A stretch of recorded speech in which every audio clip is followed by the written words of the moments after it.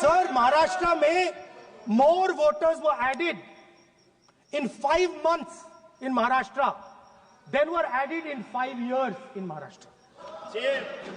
जितने 5 साल में ऐड हुए उससे ज्यादा 5 महीने में ऐड हुए, आखिरी 5 महीने में लोकसभा चुनाव के बाद। सर, एक बिल्डिंग है सर शिरडी में, एक बिल्डिंग में 7,000 नए वोटर एक बिल्डिंग में ऐड हुए सर। एक बिल्डिंग में 7,000 नए वोटर ऐड हुए सर। सर, मैं कोई आरोप नहीं लगा रहा हूं, मैं कोई आरोप नहीं लगा रहा हूं, मैं सिर्फ ये कह रहा हूं सर कि ये इसमें कुछ ना कुछ प्रॉब्लमैटिक है कि हिमाचल प्रदेश जितने बड़े वोटर्स लोकसभा के बाद जादू से आ जाते हैं। अब हम क्या कह रहे हैं, हमने इलेक्शन कमीशन से रिपीटेडली कहा है कि हम आरोप नहीं लगा रहे हैं, आप एक काम कीजिए, हमें लोकसभा की वोटर लिस्ट दे दीजिए, नेम एड्रेस और इलेक्ट्रॉनिकली दीजिए, और विधानसभा। The new voters are mostly in the constituencies that the BJP has swept. Please understand, the new voters have been added mostly in the constituencies where BJP has swept. I am still not making an allegation. I am saying on the floor of the House that the Election Commission has to give the data of the Maharashtra elections to the Congress Party, to the Shiv Sena and to the NCP, so that we can see exactly where these voters have been added, who has been subtracted, who has been added, where they have been added. This is not a irresponsible request. This is a very simple request for them to fulfill. इन्होंने Maharashtra election की बात की और चुनाव, चौथा point sir, और इन्होंने election commission के अपॉइंटमेंट की बात की, अपॉइंटमेंट की बात कही सर। सुप्रीम कोर्ट का जजमेंट मैंने देखा, सुप्रीम कोर्ट के जजमेंट ने कहा कि जो इलेक्शन कमीशन का जो अपॉइंटमेंट है वो ट्रांसपेरेंट नहीं है।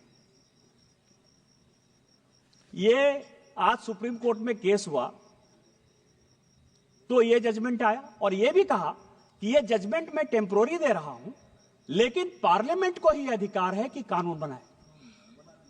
कैसे बनाना है, इसी पार्लियामेंट ने पास किया कि कौन कौन लोग होंगे और इलेक्शन कमीशन का अपॉइंटमेंट कैसे होगा, बनाया सर। लेकिन मैं जो महत्वपूर्ण बात कह रहा हूं कि चुनाव आयोग पर इतना आरोप आप लगा दिए। MS गिल चुनाव आयुक्त थे, मुख्य चुनाव आयुक्त, रिटायर हुए सर, कांग्रेस पार्टी के सदस्य हो गए, राज्यसभा से मेंबर हो गए और देश के मंत्री हो गए स्पोर्ट्स के।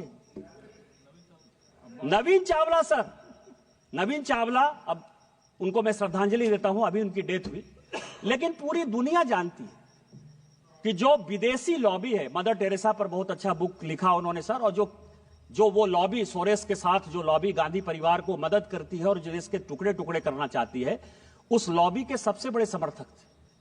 उस नवीन चावला को आपने, जो सेक्रेटरी एमपैनल नहीं था, जानकारी के लिए, उसको जबरदस्ती सेक्रेटरी एमपैनल कराया और सीधा चीफ इलेक्शन कमिश्नर बना दिया। आज यदि सुप्रीम कोर्ट के आदेश के बाद हम कानून चेंज करके लेकर आए और उसमें आप भी बैठोगे, पैनल हम देंगे, तो इसके पहले तो आपने कभी लीडर ऑफ द अपोजिशन को नहीं पूछा। जब तक 2014 तक सरकार रही, मैं राहुल गांधी जी, पूरी कांग्रेस पार्टी और पूरे विपक्ष को चैलेंज करता हूं कि आपने इलेक्शन कमिश्नर के अपॉइंटमेंट में, चीफ इलेक्शन कमिश्नर के अपॉइंटमेंट में एक बार भी किसी विपक्ष के आदमी से कंसल्ट किया है? आजादी के 1950 से लेकर 2014 तक आप अपने चपरासी को, अपरासी को, कार्यकर्ता को, जिसको आपने चाहा जो है इलेक्शन कमिश्नर बना दिया। 100 चूहे खाकर बिल्ली चली हज को। आज हम ट्रांसपेरेंसी के साथ आगे बढ़ रहे हैं और उसके बाद आप चुनाव पे जो ताकतें ऐसी हैं जो भारत की डेमोक्रेसी को कमजोर करना चाहती हैं, उन ताकतों के साथ मिलकर आपने जो है पूरा का पूरा महाराष्ट्र इलेक्शन का जो है हिसाब किताब दे दिया। मैं कुछ सीटें लेकर आया हूं, सभापति महोदय, महाराष्ट्र इलेक्शन में सभी ईवीएम पर आ जाइए, ईवीएम पर आ जाइए। ईवीएम किसने लाया? हम लेकर आए ईवीएम। मैं जब 2009 में पहली बार सांसद बना तो ईवीएम से ही जीत कर आया। आपकी सरकार बन गई ईवीएम, इसका मतलब कि आप चोरी कर देते ईवीएम में? आप बताओ देश को कि ईवीएम जो है मैनिपुलेट होता है। नवीन चावला के माध्यम से हमने मैनिपुलेट कर लिया, एमएस गिल के माध्यम से हमने मैनिपुलेट कर लिया। माफी मांगो।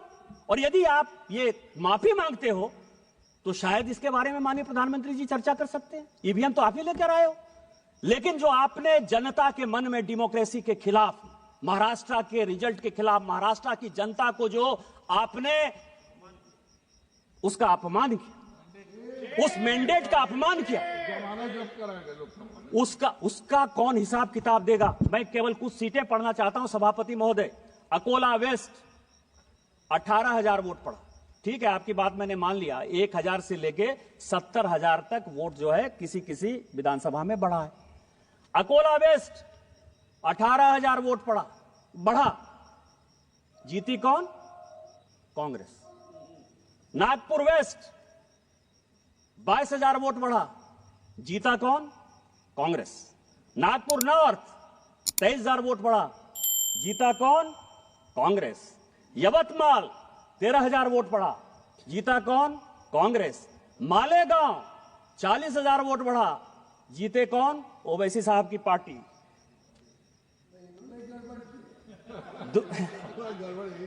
धानुआ 17,000 वोट बढ़ा, सीपीएम।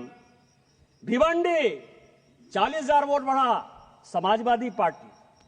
और मुंबई नॉर्थ 41,000 वोट बढ़ा, NCP Sharad Pawar. Kindly conclude sir.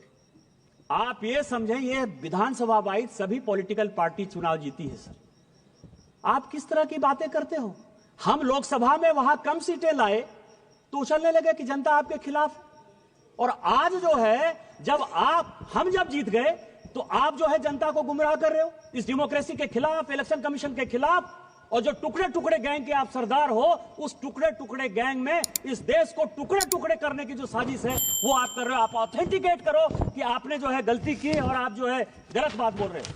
इसके बाद सर लास्ट पॉइंट एक और बस अंतिम पॉइंट सर, कि जातिगत जनगणना हो, ओबीसी को अधिकार मिले, एससी को अधिकार मिले, एसटी को अधिकार मिले, इससे कोई भी आदमी परहेज नहीं करता है। उस तेलंगाना का ही जो जनगणना आया है हाउस के लिए, 54% पर, जो माननीय प्रधानमंत्री जी ने यहां कहा, और यह देश को जानने वाला सवाल है, खासकर पिछड़ों को और अति पिछड़ों को जानने का सवाल है। इस देश में 27% रिजर्वेशन इसलिए मिला है कि ओबीसी का पॉपुलेशन 54%। आज जो तेलंगाना की रिपोर्ट आई, जो आपका भी राज्य बगल का पड़ोसी राज्य है सर, वो कह रहा है कि 46% ओबीसी। क्या होगा? और उसमें क्या कर रहे हैं? वो मुसलमानों को जोड़ दे रहे हैं। ओबीसी में वो मुसलमानों को जोड़ रहे हैं। माननीय प्रधानमंत्री जी ने कहा है कि जब तक मैं इस देश का प्रधानमंत्री हूं और भारतीय जनता पार्टी का एक भी कार्यकर्ता है, वो ओबीसी के आरक्षण को बैकडोर से कभी भी मुसलमानों के पास नहीं जाने देगा। ये जो वोट बैंक की राजनीति है, इस वोट बैंक की राजनीति यही करने के लिए प्रेरित कर रही है। पिछड़ा, जिस पिछड़े की बात कर रहे हो, उस पिछड़े का सबसे बड़ा नेतृत्व करता माननीय प्रधानमंत्री खुद सामने बैठे थे। ये आपको दिखाई नहीं दिया कि ओबीसी इस देश का प्रधानमंत्री है? अरे उस आदमी को तो मनमोहन सिंह जी की अभी डेथ हुई है ललन जी, उनको वो भी नहीं दिखाया कि माइनॉरिटी के आधार पर 10 साल मनमोहन सिंह जी एक माइनॉरिटी इस देश के प्रधानमंत्री थे। द्रौपदी मुर्मू शेड्यूल ट्राइब महिला इस देश की राष्ट्रपति हैं। रामनाथ कोविंद शेड्यूल कास्ट इस देश के राष्ट्रपति हुए। आप किस तरह की बातें करते हो? आप बिजनेसमैन की बात करते हो। आज ही बड़ा बड़ा अखबार में तुलसी तांती का जो है एड छपा। तुलसी तांती कौन है?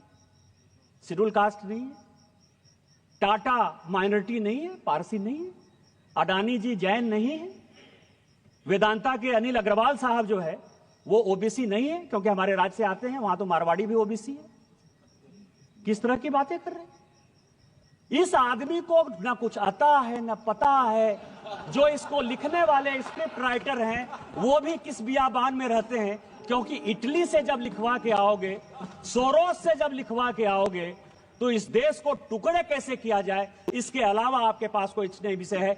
मैं कंक्लूड करते हुए सभापति महोदय, आपके माध्यम से यह आग्रह करता हूं कि इस 6 पॉइंट के बारे में वो ऑथेंटिकेट करें, नहीं तो स्पीकर के डायरेक्शन के खिलाफ उनके ऊपर प्रिविलेज हो और उनको जो है इस पार्लियामेंट से बाहर करिए, तभी ये देश बचेगा।